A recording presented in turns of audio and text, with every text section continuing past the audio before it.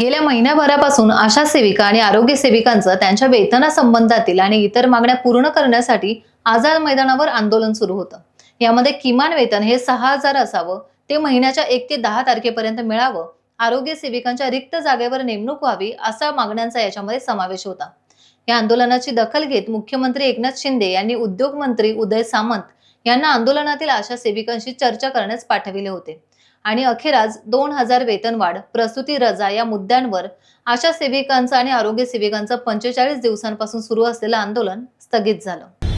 आपल्या ज्या प्रमुख मागण्या आहेत, या प्रमुख मागण्यांमध्ये आपल्याला किमान वेतन मिळालं पाहिजे ही आपली मागणी आहे। या संदर्भातल्या काही गोष्टी या न्यायप्रविष्ट आहेत, परंतु राज्याच्या मुख्यमंत्र्यांनी मला सांगितलं की 19 तारखेला रक्षाबंधन आहे आणि म्हणून रक्षाबंधनच्या अगोदर न्यायालयामध्ये जरी काही गोष्टी चालू असल्या तरी देखील आपण माझ्या महिला भगिनींना समाधानी केलं पाहिजे असं सांगूनच राज्याच्या मुख्यमंत्र्यांनी मला इथं पाठवलं।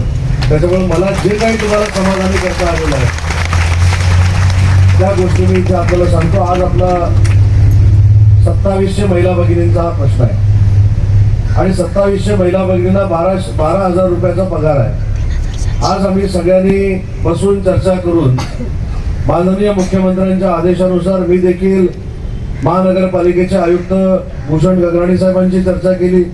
त्यावेळी हे दोन्ही अधिकारी त्या ठिकाणी उपस्थित होते आणि आता कोर्टामध्ये जे काय होईल ते होईल, परंतु त्या 12,000 मध्ये 2,000 रुपये वाढवण्याचा आज या बैठकीमध्ये आम्ही निर्णय घेतलेला आहे।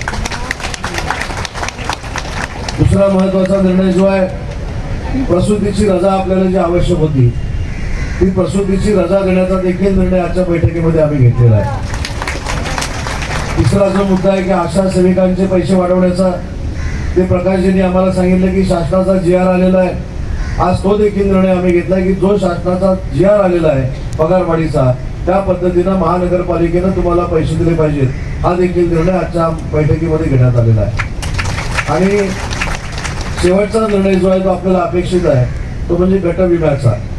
हे काम करत असताना तुम्हाला जर काही दुर्दैवानं काय आपत्ती आली तर त्यासाठी महानगरपालिकेची जी योजना आहे आणि महाराष्ट्र शासनाची जी योजना आहे, या महाराष्ट्र शासनाच्या योजनेमध्ये आपल्या सगळ्यांना बसवण्याचा निर्णय हा महाराष्ट्र शासनाने घेतलेला आहे, महानगरपालिकेने घेतलेला आहे। त्याच्यामुळं महाराष्ट्रातल्या प्रत्येक माणसाला या 5 लाखाच्या विमाचा फायदा होणार आहे। तो विमा देखील तुमच्यासाठी देण्याचा निर्णय आम्ही घेतलेला आहे आणि याच्यानंतर आम्ही असा एक निर्णय घेतलेला आहे की येत्या 8 दिवसात कदाचित गुरुवारी किंवा शुक्रवारी ज्या मागण्या तुमच्या प्रलंबित राहत आहेत त्याच्यासाठी पुन्हा एकदा माझ्या अध्यक्षतेखाली सविस्तर बैठक भूषण गगराणी साहेब आणि सगळे अधिकारी यांच्या उपस्थितीमध्ये घेण्याचा निर्णय झालेला आहे। ज्या काही त्रुटी याच्यामध्ये राहिल्या असतील त्या देखील पूर्ण करण्याचा निर्णय आज आम्ही या बैठकीमध्ये घेतलेला आहे। त्याच्यामुळे मला असं वाटतं की किमान वेतनपर्यंत तुम्हाला जायचं आहे, मला देखील माहिती आहे, पण किमान वेतनपर्यंत जात असताना तुमच्या समोरच्याच अशा अडचणी आहेत तशा महानगरपालिकेच्या समोरच्या देखील अडचणी आहेत, त्या बसूनच आपल्याला सोडवायला लागतील। आज मी ज्या भावनेनं इथं आलोय की आज इथं आल्यानंतर काहीतरी तुम्हाला द्यावं। बघा, अनेक लोक आश्वासनं देऊन गेलेली आहेत, अनेक आंदोलनं ही आश्वासनावर देखील उठवली जातात, पण मी आश्वासन घेऊन आलो नाही तर काहीतरी तुम्हाला दिलंय आणि तुम्हाला विनंती करतोय की तुम्ही काही दिवसासाठी हे आंदोलन स्थगित करावं। पुन्हा एकदा बैठकीला मी स्वतः येणार आहे 8-10 दिवसामध्ये। प्रकाशजी, आपल्याला देखील मी सांगितलेलं आहे की बैठक आपण घेऊ आणि त्या बैठकीमध्ये अजून तुमचं जे समाधान करायचं आहे ते समाधान करण्याचा प्रयत्न महानगरपालिकेच्या माध्यमातून आम्ही नक्की करू। हा शब्द आज इथे बसलेल्या सगळ्या महिला भगिनींना मी देतो।